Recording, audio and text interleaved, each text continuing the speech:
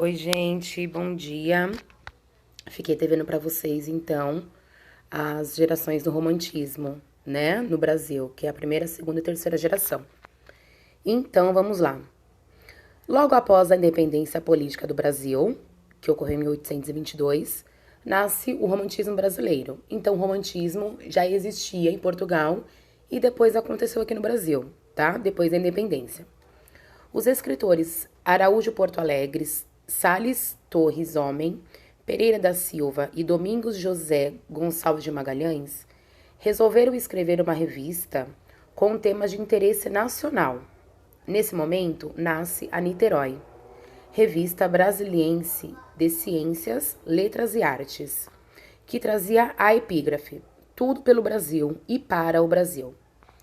O romantismo assumiu em nossa literatura um significado secundário de um movimento anticolonialista e antilusitano, ou seja, o que é anticolonialista e antilusitano? Lusitano, que é da Lusa de Portugal, e anticolonialista porque nós éramos colônia de Portugal. Então, os poetas, eles queriam desvincular a nossa literatura de Portugal.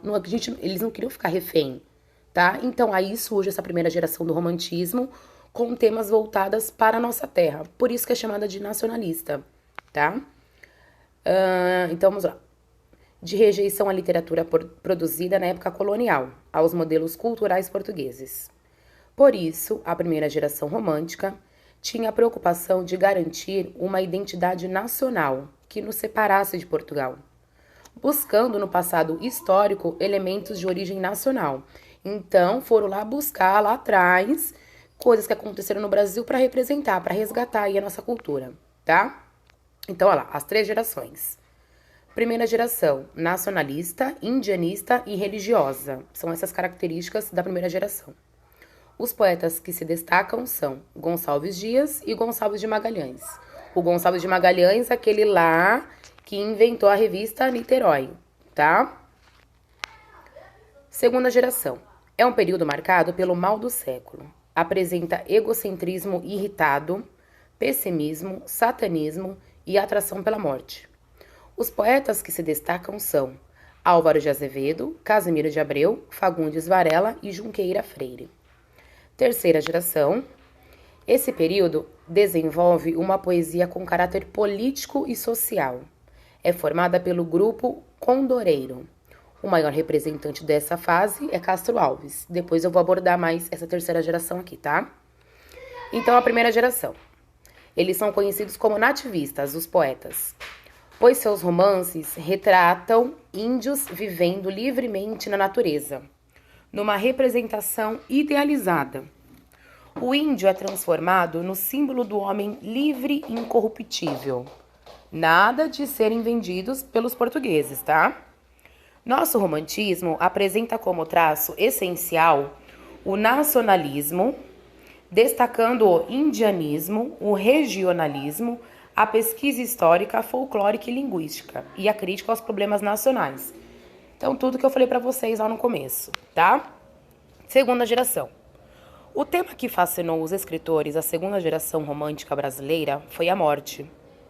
Nas obras dos escritores desse período, está presente uma visão negativa do mundo e da sociedade, onde expressam seu pessimismo e sentimento de inadequação à realidade, pois viviam uma vida desregrada, dividida entre os estudos acadêmicos, o ócio, os casos amorosos e a leitura de obras literárias, como as de Musset e Byron.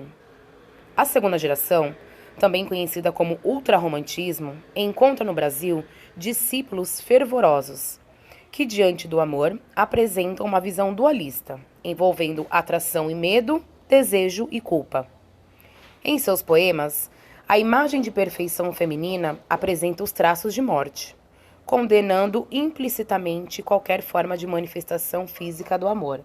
A mulher ainda é idealizada, ela não é acessível, ela não vai querer o autor, o poeta, tá?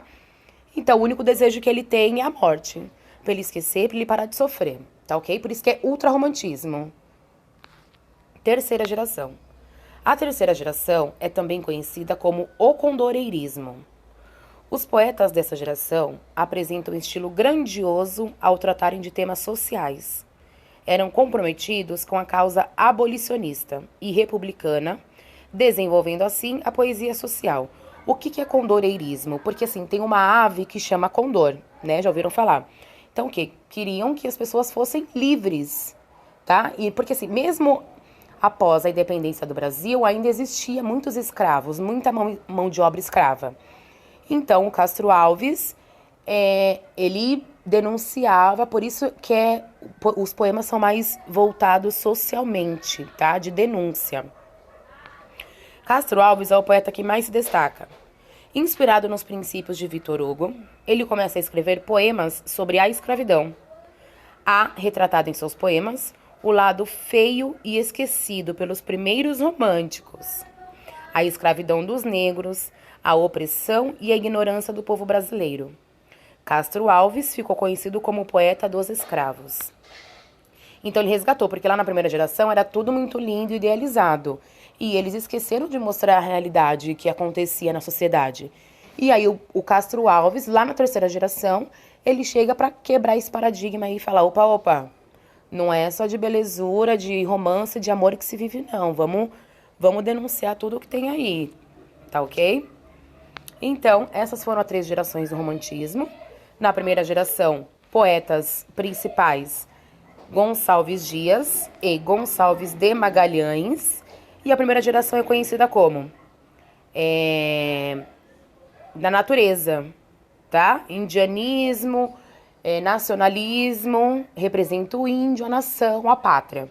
Segunda geração, ultrarromantismo, conhecida como mal do século, que um dos principais poetas é o Álvares de Azevedo, tá ok?